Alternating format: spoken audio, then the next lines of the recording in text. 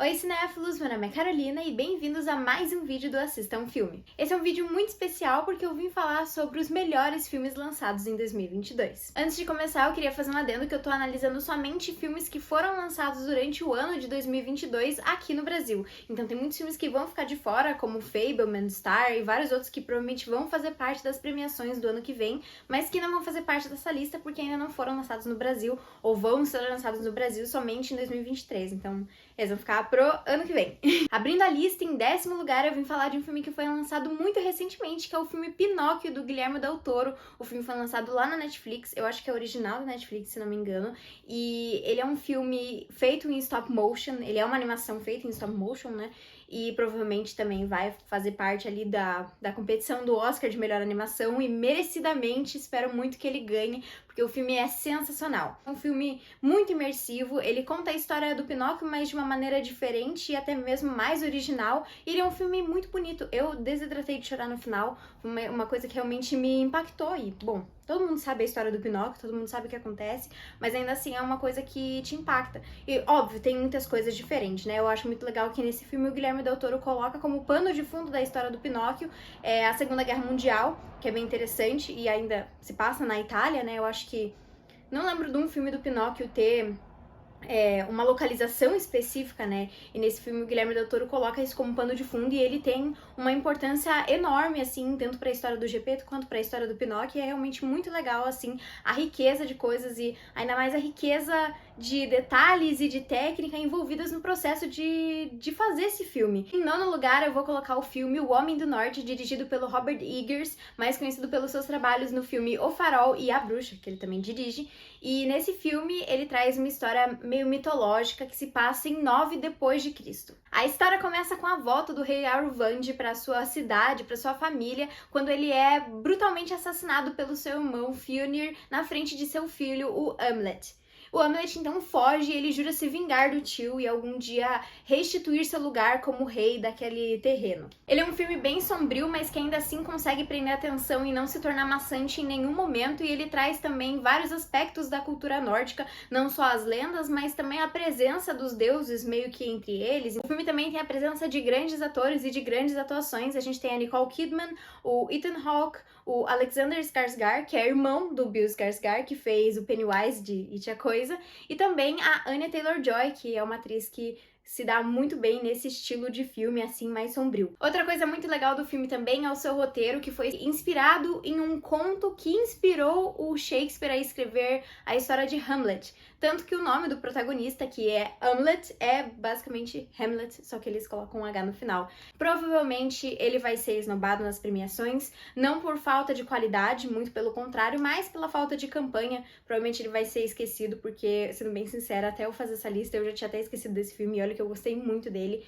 Seguindo mais ou menos a mesma temática de rei, eu vim trazer em 8º lugar o filme A Mulher Rei. O filme é protagonizado pela Viola Davis e também produzido pela mesma, e ele conta a história de um grupo de guerreiras africanas que existiu na vida real, chamado Agoge. A história, ela é meio ficção, meio história real, então se mistura bastante todos, mas os aspectos que eu sei que são baseados na vida real são bem interessantes, principalmente de se assistir. Ele é um filme mais na pegada de ação, então ele tem lutas muito bem coreografadas e dá pra ver que todas as atrizes ali deram tudo de si na hora de incorporar suas personagens. Por falar nas atrizes, uma das coisas mais interessantes dentro desse filme são as personagens. Cada uma delas é muito única e tem uma personalidade bem diferente uma das outras, o que causa diversos atritos ao longo do filme, mas ainda assim é bem interessante ver principalmente a convivência delas, os dramas delas, e cada uma delas tem uma chance de brilhar em algum momento do filme, então isso é bem interessante e eles fazem isso de uma forma que é muito bem executada.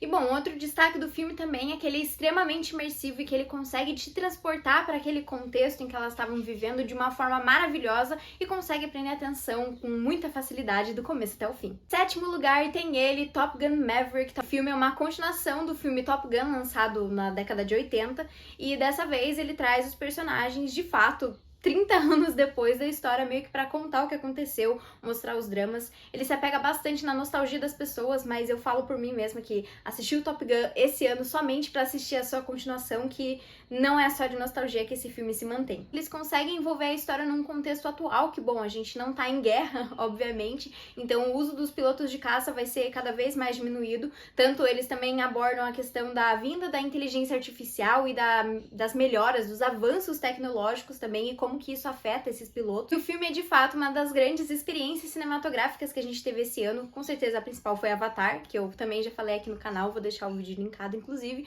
mas esse também não fica pra trás, sendo uma verdadeira experiência. Você de fato se sente dentro daqueles aviões, o que é muito maravilhoso. O filme inteiro foi gravado com uma tecnologia IMAX, o que é muito legal, e ele se importa até com os mínimos detalhes, então a sonoplastia dele se importa com os grandes barulhos, até com a respiração dos pilotos, o que tudo isso faz com que você se transporte ainda mais pra dentro do que aquelas pessoas estão vivendo e que você consiga se conectar ainda mais com os personagens. E em sexto lugar eu coloquei o filme King Richard. O filme é biográfico e conta a história do pai das tenistas Serena e Venus Williams, e conta sobre toda a ascensão delas como tenistas, e realmente é um filme muito legal, é um filme que me surpreendeu muito positivamente. Eu coloquei ele nessa lista, apesar dele ter concorrido no Oscar desse ano, né, e ter meio que já ficado pra trás nos filmes lançados esse ano, mas ele é um filme que vale muito a pena estar dentro dessa lista, porque ele é realmente muito bom, e foi um filme que me surpreendeu muito positivamente. Era um filme que eu não tava achando que eu ia gostar tanto. Eu sempre falo que eu não curto muito filme de esporte, o que em parte é mentira, porque todo filme de esporte que eu vi eu gostei, mas esse filme realmente eu não estava esperando, e eu de fato não sabia nada sobre a história das duas tenistas, então foi bem legal poder tá vendo tudo em primeira mão, querendo ou não. Toda a partida de tênis que elas tinham, eu ficava angustiada, pensando, será que elas vão ganhar? Será que elas vão perder? Então isso foi muito legal. E aqui nesse filme, realmente, o grande destaque são as atuações, tanto das duas atrizes jovens que interpretam a Serena e a Venus, tanto quanto a Aunjanue Ellis, que interpreta a mãe das meninas, mas principalmente do Will Smith, que faz o King Richard, né, o pai das duas meninas. Ele entrega um show de atuações e, bom, tanto é que ele ganhou o Oscar, né, apesar de toda aquela polêmica. Ele de fato ganhou, foi bem merecido, apesar de eu, em parte, estar torcendo pro Andrew Garfield, mas eu reconheço a vitória dele, eu acho que foi merecida, e eu acho que ele dá um show de atuação e que de fato ele incorpora o pai das meninas. Você chega até a sentir muita raiva dele uma certa hora do filme, então isso é muito legal, você sente que a atuação de fato tá dando certo. Em quinto lugar, eu coloquei o filme The Batman, o filme novo do Matt Reeves com o Robert Pattinson como o Batman. Dessa vez, depois de anos com a gente tendo o Batman do Ben Affleck, que eu particularmente odeio com todas as minhas forças, a gente vem pra um Batman que já tá vivendo como Batman há 2 anos em Gotham, e dessa vez ele tem que enfrentar um novo vilão, que é o Charada. E é muito legal o filme, gente. Ele é um Batman um pouco mais realista que os outros, pelo menos essa foi a minha visão do filme. E ele então vem com uma Gotham extremamente suja, mas ao mesmo tempo realista, e que o crime basicamente acontece em todo lugar, a todo momento. E dá pra gente ver também que a figura do Batman já tá bem instaurada. Eu também fiquei muito grata que eles não colocaram a cena dos pais do Bruce Wayne sendo assassinados no beco, com as pedrinhas, as pérolas do colar da Martha Wayne pingando no chão, porque isso tem em todos os filmes do Batman, então eu fiquei muito contente que eles não colocaram essa cena dentro do filme. Mas ele é um filme muito legal, e nesse filme a gente tem um Batman detetive, e ele meio que traz você também pra dentro da investigação junto com ele, então você tem a oportunidade de investigar junto com o Batman. A gente também tem a presença da Mulher Gato e do Pinguim um pouco antes de se consolidar, basicamente, como vilão, então isso também é bem interessante, te deixa ansioso pro que vem de próximo, né? Com certeza já tá marcado uma sequência, e eu imagino que quanto mais sucesso fizer, mais filmes do Batman eles vão fazer, e eu acho muito justo, porque o universo do Batman é um dos mais ricos e mais interessantes dentro da DC, então acho que eles devem investigar. Fiquei um pouco com receio do próximo vilão ser de fato o Coringa, mas vou deixar, vou ir de braços abertos e muita esperança que esse vai ser um ótimo filme. E em quarto lugar, eu coloquei o filme Elvis, o filme biográfico que conta a história do rei do rock, dessa vez com o rei do rock sendo interpretado pelo Austin Butler. Quem era da época da Disney e da Nick lembra muito bem dele, porque ele simplesmente fez parte de todos os seriados, desde a iCarly até Zoey 101, Hannah Montana, ele simplesmente estava em todos. Ele passou, pra mim, né, muito tempo sumido, eu não vi ele em mais nada, até que daí ele volta aqui em Elvis e ele, de fato, encarna o Elvis. Tem várias entrevistas que são até engraçadas, que depois que o filme foi lançado, ele continuou falando com o sotaque do Elvis. Muita gente até zoou ele, mas de fato ele dá tudo de si nesse filme. E ele não traz só uma atuação, né? Ele de fato incorpora o Elvis e isso é muito legal e eu tenho certeza que ele vai estar presente no Oscar de melhor ator e eu espero muito que ele ganhe, porque ele realmente é pra quem a minha torcida tá indo. O filme do Elvis também, de certa forma, é uma das grandes experiências cinematográficas desse ano, porque você de fato se sente assistindo a um show do Elvis. O filme é bem caótico, ele é dirigido pelo diretor de Moulin Rouge, que também é bem caótico, e nesse filme continua caótico e bem grandioso, tudo é muito exagerado, mas eu acho que nesse filme, assim como Moulin Rouge, dá muito certo, e é um filme que eu gostei muito. Eu sinto que até a caoticidade desse filme, de certa forma, tem um pouco a ver com o que se tornou a vida do Elvis, né, principalmente com as drogas, ele fazendo show todo dia, toda hora, muito seguido, chegou até um ponto que você fica até um pouco angustiado, e faz total sentido com os sentimentos do personagem. E outra coisa muito interessante desse filme é que a gente acompanha toda a vida do Elvis pela perspectiva do Coronel Tom Parker, que foi o empresário do Elvis. Então a gente tem ali alguns momentos em que ele mesmo, o próprio coronel, né, se contradiz, então ele fala que alguma coisa aconteceu de um jeito, daí a gente vê que não é bem assim. Então eu acho que foi uma dualidade bem interessante que tem dentro do filme. Eu acho que esse foi um quesito crucial na hora de produzir um filme do Elvis. Em terceiro lugar, chegando aos finalistas, tá o filme Não, Não Olhe. O filme é o terceiro do Jordan Peele, mais conhecido pelos seus trabalhos em Corra e em Nós. E, claramente, o cara traz mais um filme maravilhoso. Não, Não Olhe traz um filme de ficção científica, né? Dessa vez é um thriller com ficção científica que acompanha dois irmãos que de repente se deparam com um grande mistério ali no rancho em que eles estão morando. E aí eles estão passando por uma situação de crise financeira, então eles decidem tentar documentar tudo aquilo que está acontecendo para vender as imagens e ganhar dinheiro. Basicamente é um filme que trata sobre o medo do desconhecido. Nesse quesito ele lembra muito o filme Contatos Imediatos de Terceiro Grau, do Steven Spielberg, e ele também se alimenta bastante de algumas das características do blockbuster, então também por conta disso ele prende muita atenção e ele consegue cativar muito facilmente. É um filme divertido, mas que ainda assim consegue aterrorizar e tem cenas de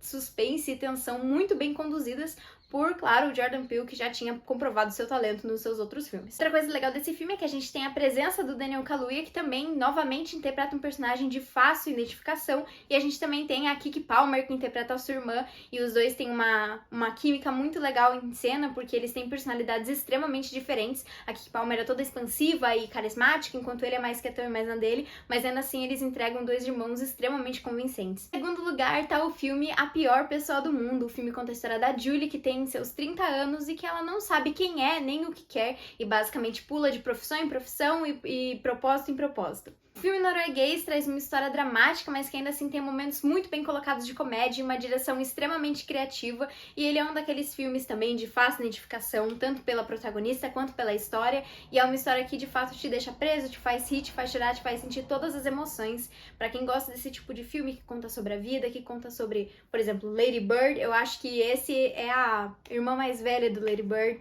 então quem gosta de Lady Bird, eu sinto que com certeza vai gostar de A Pior Pessoa do Mundo. Assim como King Richard, A Pior Pessoa do Mundo também concorreu no Oscar desse ano e ele foi extremamente esnobado. Ele nem chegou a concorrer na categoria de melhor filme, ele concorreu somente na categoria de melhor filme internacional e melhor roteiro original, e ele perdeu as duas injustamente. Esse pra sempre vai ser uma das minhas maiores indignações dentro do Oscar, porque de fato ele merecia muito e a atriz principal não recebeu uma indicação de melhor atriz, e isso pra mim nunca vai ser perdoado. E em primeiríssimo lugar vai pra ele, Tudo em Todo Lugar ao Mesmo Tempo, um filme que, assim como A Pior Pessoa do Mundo, fala sobre a vida. O filme conta a história da imigrante Evelyn Wong, que vive nos Estados Unidos e que passa por uma crise financeira até que em determinado ponto ela recebe a visita de outra versão de seu marido, dizendo que ela e o universo estão em perigo. Esse é o filme de multiverso que todo mundo queria fazer, todo mundo queria ver e que o Doutor Estranho prometeu um monte e não entregou, e ele é um filme maravilhoso que consegue tocar em diversos assuntos como a vida, a morte, o amor, família, e ainda assim divertir e trazer um filme extremamente criativo, muito ousado, e que eu tô torcendo muito pra fazer parte da premiação do Oscar do ano que vem. Eu tenho muito medo dele ser esnobado e não chegar nem ser indicado à categoria de melhor filme. Talvez ele não ganhe, porque eu acho acho que o Oscar ainda não está pronto para esse filme, mas ele realmente merece muito. E também, claro, é importante ressaltar a presença da Michelle Yeoh, que faz a protagonista do filme, que interpreta a Evelyn. Ela é maravilhosa e ela traz uma atuação muito boa, emociona com facilidade, e ela é uma personagem que tem seus defeitos e tem suas qualidades, então ela é uma personagem extremamente humana, muito bem feita, e espero muito que ela seja indicada à categoria de melhor atriz. Ele é um filme que traz uma das narrativas mais criativas dentro do cinema, que realmente é estranho a maneira como ele quer ser e não se desculpa por isso, e ele realmente é como o título sugere. Tudo em todo lugar ao mesmo tempo, caótico, mas ainda assim intimista, e ao mesmo tempo global e quieto, mas barulhento. Ele é um filme que é tudo e não é nada ao mesmo tempo. Ele é bem interessante e quem viu sabe toda a grandeza que ele tem, principalmente por ele tocar nesses temas universais que conseguem com facilidade se conectar com qualquer um. Então é isso, pessoal. Espero que vocês tenham gostado do vídeo. Comentem aqui embaixo qual que pra você é o melhor filme desse ano e quais filmes que vocês estão ansiosos pro ano que vem. E se você gostou do vídeo, não esquece de curtir, me seguir e compartilhar esse vídeo pra todo mundo. E é isso. Até a próxima!